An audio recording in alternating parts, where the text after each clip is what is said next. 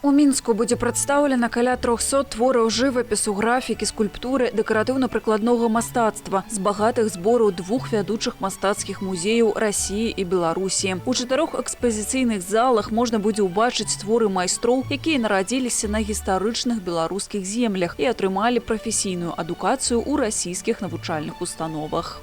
В Российской Федерации и здесь у нас.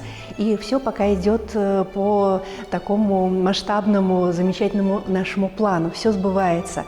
В сентябре в рамках юбилейного 10-го форума объединенных культур, международного форума, очень известного в Санкт-Петербурге, был презентован данный проект в Мраморном дворце в филиале Государственного русского музея. Наша сторона показала около 154 редчайших шедевров, экспонатов.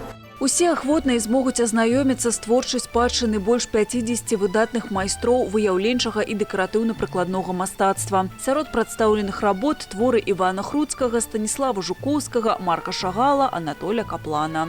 Выставка вызвала очень большой резонанс у российской публики. Мы очень надеемся, что данный проект на нашей площадке также станет таким настоящим подарком для белорусов и гостей нашей столицы, нашей страны, республики. Потому что, конечно, в таком масштабе Русский музей представляет свою коллекцию впервые.